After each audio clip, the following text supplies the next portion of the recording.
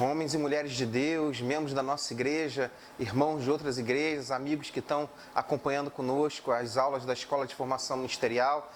Nós vamos começar nesse momento mais uma aula. Nesse período de quarentena, nós temos nos esforçado para apresentar a cada aula um resumo de cada livro da Bíblia. Já falamos sobre alguns e hoje a nossa conversa é sobre a carta que Paulo escreveu a Tito, que na sua Bíblia tem um título de Tito.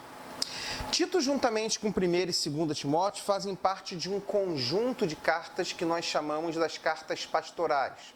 Ou seja, são cartas que foram direcionadas não a igrejas, mas cartas que foram direcionadas do apóstolo Paulo para pessoas. Então, 1 Timóteo, 2 Timóteo e Tito fazem parte dessas cartas pastorais, justamente porque Timóteo e Tito foram colocados em alguns lugares de forma muito especial para serem os pastores, os líderes das igrejas ali naquele lugar. Vamos tentar entender um pouquinho a cronologia dessa carta. O apóstolo Paulo, ele deixa a sua primeira prisão, o primeiro momento em que ele esteve preso em prisão domiciliar em Roma. Ao sair da sua prisão domiciliar em Roma, o apóstolo Paulo ele viaja para Éfeso. E ali em Éfeso, ele deixa o jovem pastor Timóteo para cuidar da igreja ali daquele lugar.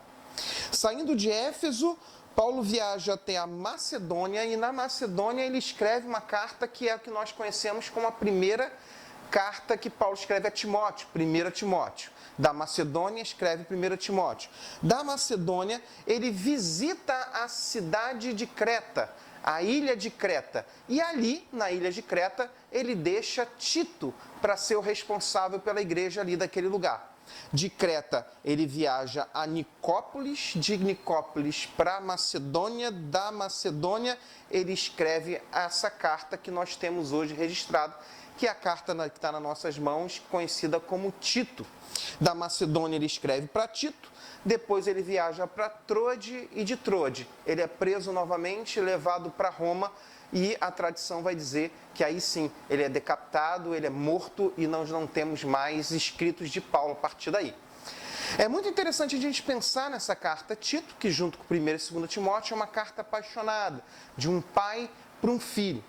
Bom, se a gente já descobriu quem é o autor da carta, agora é interessante a gente pensar um pouquinho quem é o Tito. Nós temos menos informações na Bíblia sobre Tito do que temos sobre Timóteo. Sobre Timóteo nós temos mais informações, sobre Tito nós temos menos informações. Mas o que nós sabemos é que Tito era um gentio, ou seja, era alguém que não era da tradição judaica. A Bíblia também vai nos apontar que Tito ele se converte através do ministério do apóstolo Paulo. E em se convertendo, ele começa a caminhar com Paulo e vai ser um grande parceiro de Paulo nas suas viagens, nas suas tarefas. Inclusive, a tradição vai dizer que ele esteve com Paulo no concílio de Jerusalém. Primeiro concílio da igreja, a tradição vai dizer que Tito esteve com Paulo nesse momento tão denso de decisões tão importantes, onde foi decidido de fato que Paulo receberia autorização para pregar aos gentios. A tradição vai dizer que Tito estava com ele.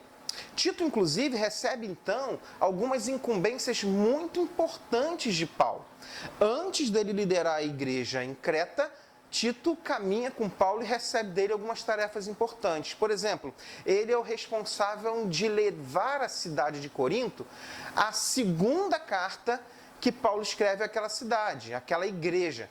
Por isso a carta que nós temos na nossa Bíblia, segunda carta aos Coríntios, foi levada para aquela igreja e quem levou foi justamente Tito. A tradição vai dizer que Tito não só leva a carta, mas ele também exorta a igreja para resolver aquele problema denso, difícil que tinha acontecido ali na cidade de Corinto. Um dos problemas que aconteceu lá é que a igreja de Corinto estava resistente às orientações do apóstolo Paulo. Então Tito leva a segunda carta e ele orienta ali a igreja e faz um tipo de reconciliação da igreja de Corinto com o apóstolo Paulo. Por isso, o apóstolo Paulo, quando deixa o jovem, o Tito, em Creta, ele não é um novo.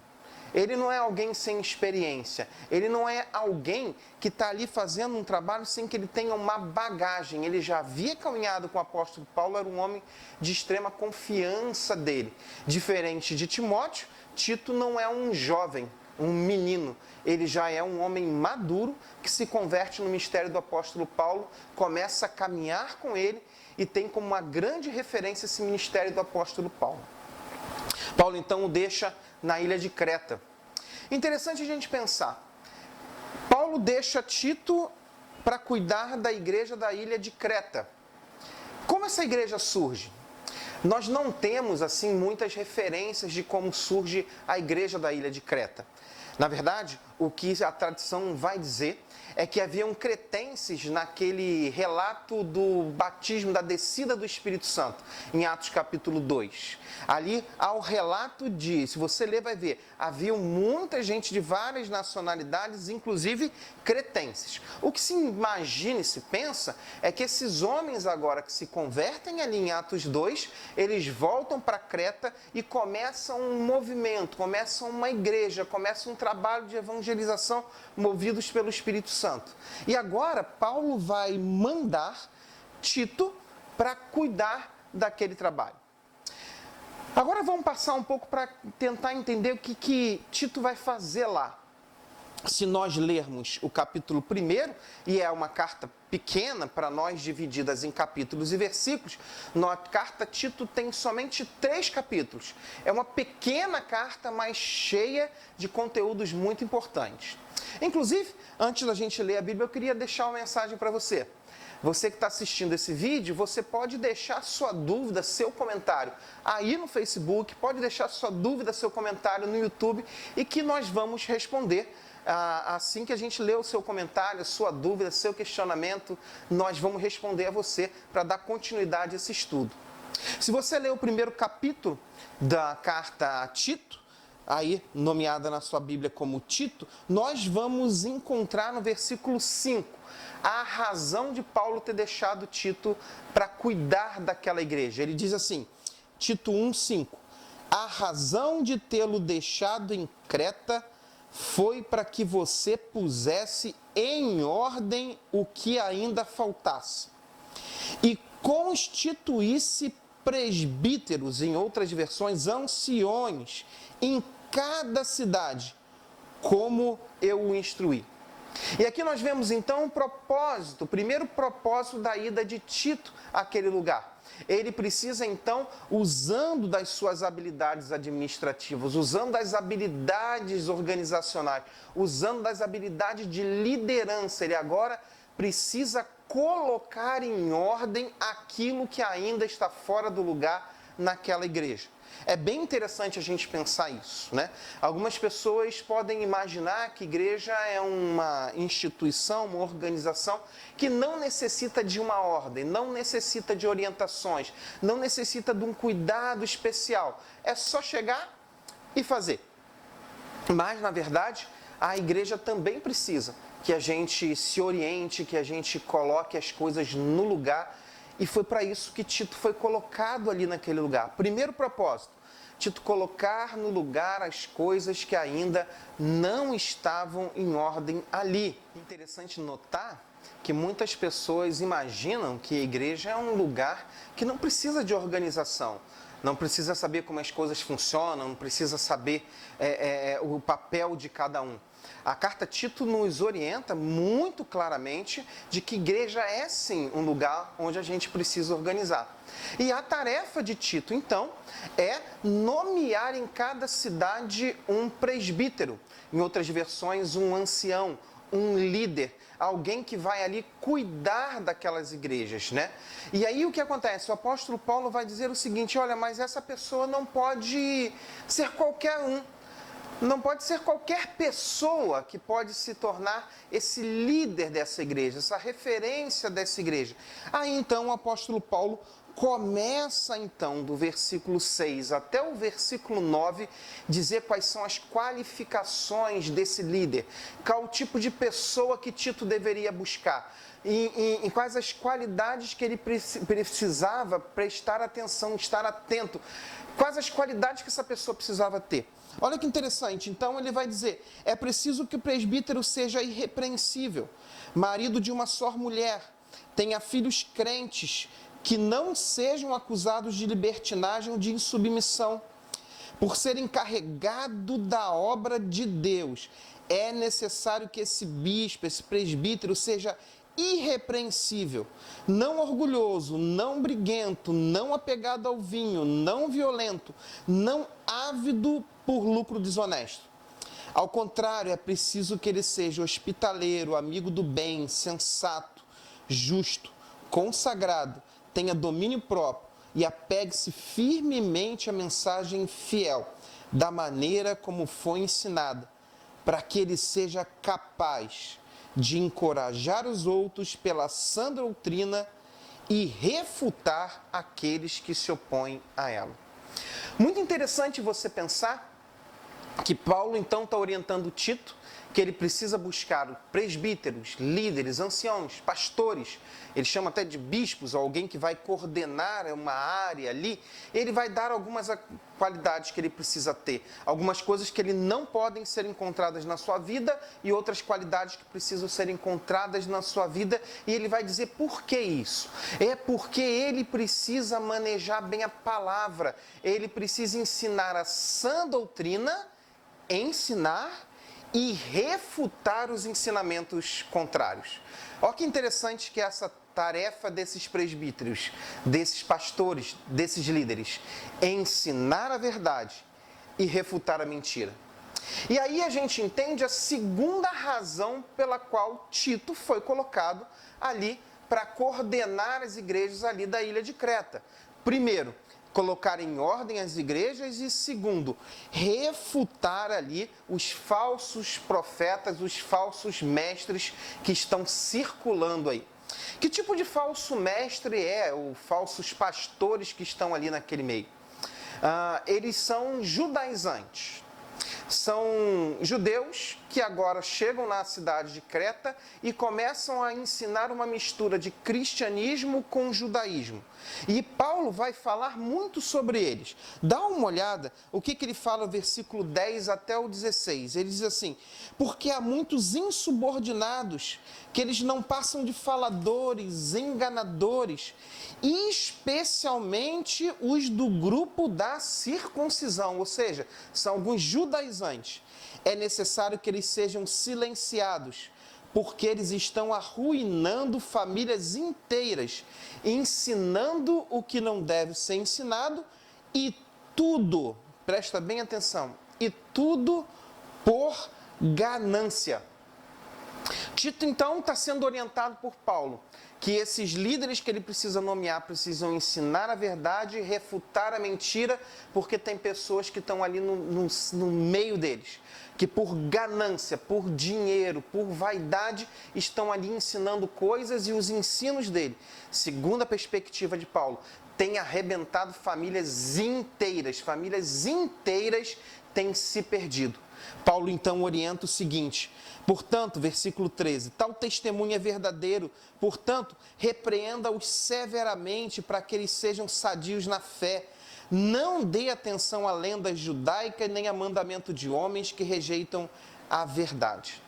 Então, se a gente for entender o que Tito está fazendo na ilha de Creta, ele está lá porque Paulo pediu para ele ir lá, colocar em ordem as coisas que estavam fora do lugar e para nomear presbíteros, líderes que possam ensinar a verdade, refutar a mentira por causa dos ensinamentos falsos dos judaizantes que estão ali agora. Ele então vai fazer, Paulo agora vai orientar Tito sobre como que ele coloca as coisas em ordem. Esses faladores, enganadores, esses insubordinados que resistem à liderança de Paulo, que resistem às lideranças locais, eles precisam agora ser refutados. E aí o que ele vai falar agora? Capítulo 2, então. ele vai dar a receita para refutar esses falsos ensinamentos. Primeiro versículo, capítulo 2. Você, porém, fala o que está de acordo com a sã doutrina. Existe ensinamento que é bom, existe ensinamento que é ruim. Paulo está dizendo, como que a gente refuta a mentira? Como que a gente refuta o erro? Ensinando a doutrina, ensinando a verdade, ensinando doutrina. A igreja precisa de doutrina. E aí ele vai passar agora a falar sobre grupos. Olha, como é que os grupos então da igreja precisam se comportar? Lembra, Tito foi colocado aqui para colocar as coisas em ordem. Paulo está dizendo como ele coloca as coisas em ordem, nomeando líderes. E agora ele vai dizer, esses líderes vão trabalhar para ensinar a verdade e orientar pessoas. E é muito interessante, ele vai falar, olha, como é que se deve então se portar as pessoas idosas? Como devem se portar as mulheres, os jovens, os servos e todo mundo? É essa a tônica do capítulo 2. Então ele vai dizer, semelhantemente ensine as mulheres mais velhas. Verso 2, ensina os homens mais velhos a serem moderados, dignos de respeito, sensatos, sadios na fé, no amor e na perseverança. Aos homens eles precisam ter a sua fé fortalecida. Para as mulheres, ensine as mulheres mais velhas a serem reverentes na sua maneira de viver, não serem caluniadoras, não serem escravizadas ao vinho, mas serem capazes de ensinar o que é bom, porque assim elas vão poder orientar as mulheres mais jovens a amar os seus maridos e amarem os seus filhos, a serem prudentes, a serem puras, a estarem ocupadas em casa, a serem bondosas, sujeitas aos maridos, a fim de que a palavra de Deus não seja defamada.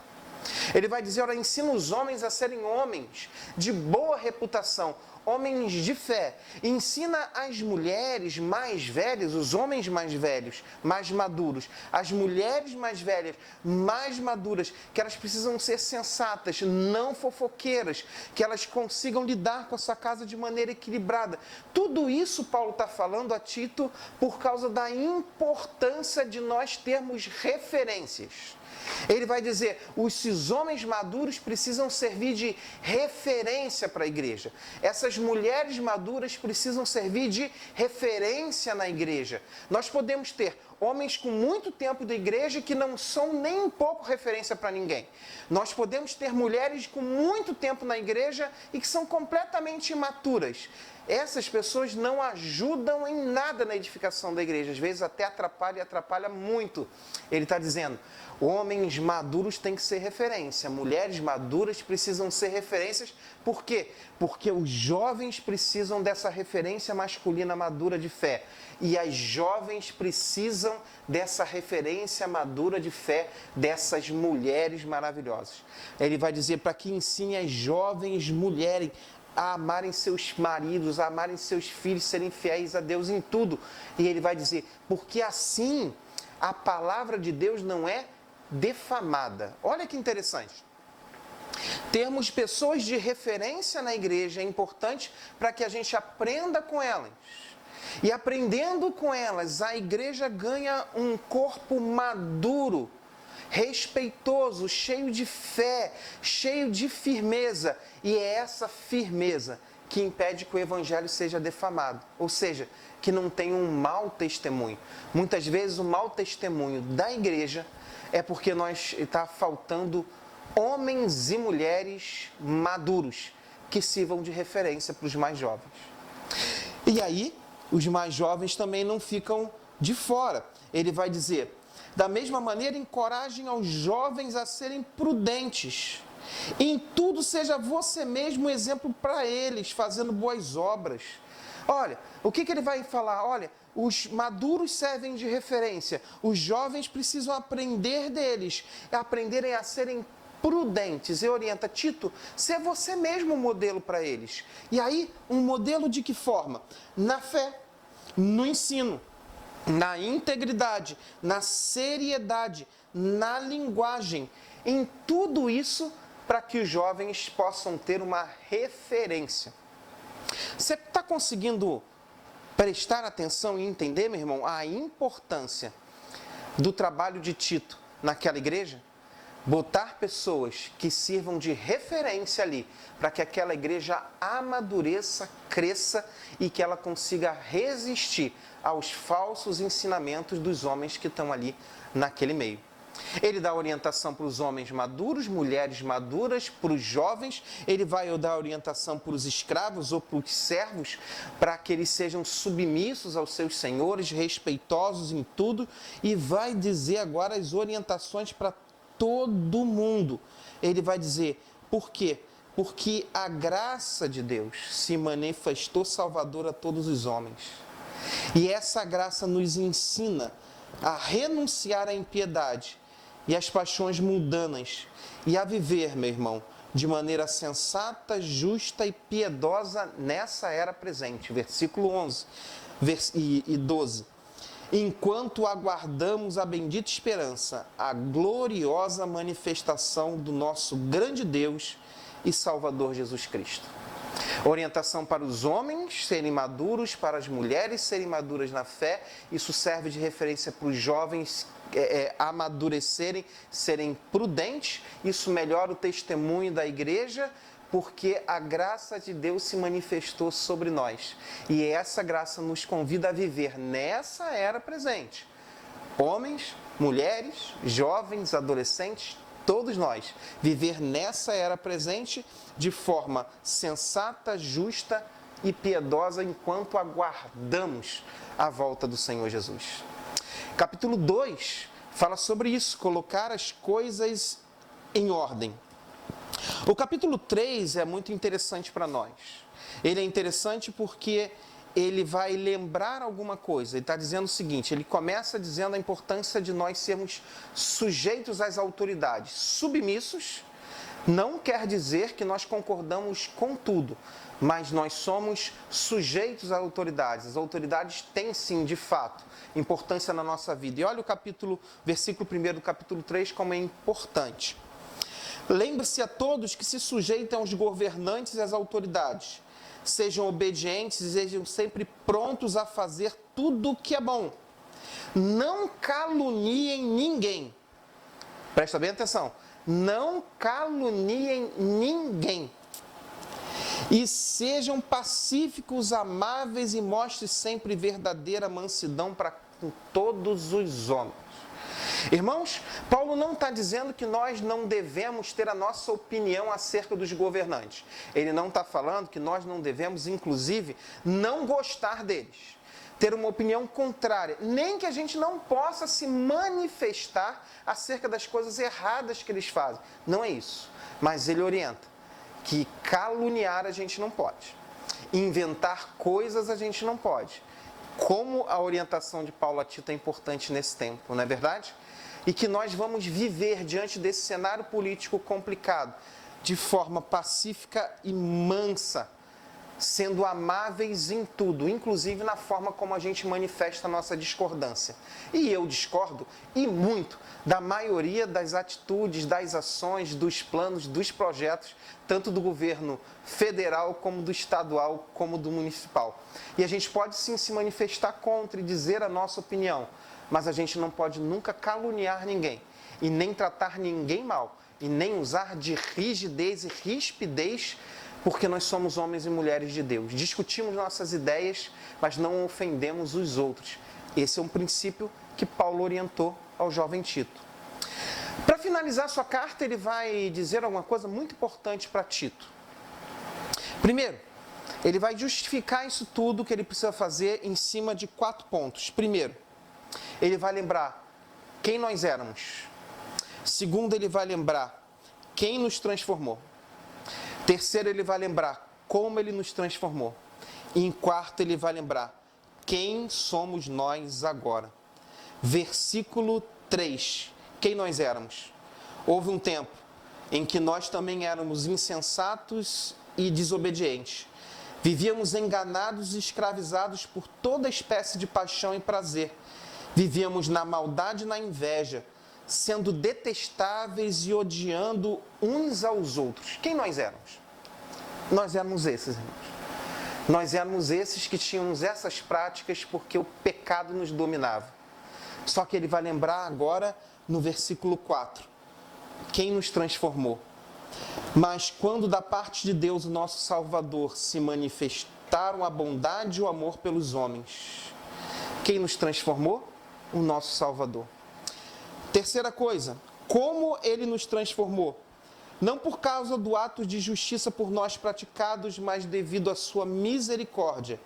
Ele nos salvou pelo seu lavar regenerador e renovador do Espírito Santo, que ele derramou sobre nós por meio de Jesus Cristo, nosso Salvador.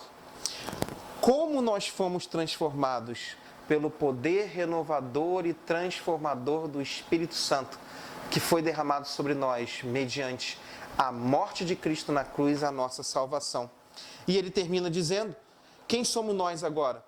Ele o fez a fim de que, justificados por sua graça, nós nos tornemos seus herdeiros, tendo esperança da vida eterna. Ele termina dizendo, versículo 8, fiel essa palavra, e quero que você afirme categoricamente essas coisas, para os que creem em Deus se empenhem na prática das boas obras, tais coisas são excelentes e úteis. Lembrar quem nós éramos, lembrar quem nos transformou, lembrar como nos transformou, e lembrar quem somos nós é absolutamente importante para a forma como nós vivemos hoje. E aí, versículo 9, ele vai dizer, quem sofreu essa experiência, quem viveu essa experiência de transformação, agora evita umas coisas que são desnecessárias e que não contribuem em nada. Ele vai dizer, mas evita, porém, controvérsia tola, genealogias, discussões, contendas a respeito da lei. Essas coisas são inúteis, não têm valor nenhum. Quando aquele que provoca divisões, advirta a primeira e uma segunda vez, depois se rejeita, você sabe que tal pessoa se perverteu, está em pecado e por si mesmo está condenado. Ele vai dizer que essa transformação acontece em nós, nos leva a viver de forma virtuosa, e quem vive de forma virtuosa, ele evita discussões desnecessárias, a soberba e a arrogância acerca, inclusive, do conhecimento bíblico. A arrogância, a soberba, a disputa, a briga. Paulo vai dizer, quem se porta assim, Tito, orienta uma vez, orienta 2 vezes, mas se não te der ouvido, rejeita, deixa. Essa pessoa provavelmente ainda não teve uma experiência concreta, real, verdadeira com o Espírito Santo. Ainda está num processo de querer aparecer para os outros diante de um conhecimento que às vezes nem ele mesmo tem. E aí, Paulo termina a sua orientação a ele avisando que daqui a pouco alguém vai substituir o Tito em Creta, e que ele vai continuar sendo muito útil. E aí ele faz as observações finais, as orientações finais. A gente entende que Tito, mandado por Paulo, a colocar as coisas em ordem, ao nomear líderes que tenham conhecimento da verdade, que conheçam a doutrina, colocando a igreja em ordem e sendo saudável doutrinariamente, uma igreja consegue ter um ótimo testemunho. Uma igreja cumpre o seu papel. Uma igreja é relevante. E uma igreja só é relevante quando ela lembra, tem memória. Lembra de quem era, lembra quem o transformou, lembra como o transformou e tem plena consciência de quem ela é agora. E foca a sua energia no que verdadeiramente importa. Essas orientações serviram para Tito, e é óbvio, essas orientações servem para nós também. Que nós possamos aprender da carta que o apóstolo Paulo escreveu a Tito. E assim, eu e você, sermos uma igreja melhor e fazermos da nossa igreja uma igreja muito melhor. Tem alguma dúvida? Tem algum comentário? Quer perguntar alguma coisa ou quer contribuir com a gente nesse estudo? Quero convidar você a colocar aí nos seus comentários, tanto no Facebook como no YouTube. Com certeza sim, a gente vai fazer dessa aula uma aula muito melhor. Coloca aí as tuas perguntas, a gente vai arrumar um tempo para poder responder você. Coloque o seu comentário, a sua contribuição e assim a gente vai estar fazendo dessa aula uma aula excelente. Obrigado pela sua atenção, pela tua companhia. A gente se encontra daqui a pouquinho com mais um estudo de um livro da Palavra de Deus, que é o alimento da nossa alma. Deus abençoe muito você. There's a grace when the heart is under fire. Another way when the walls are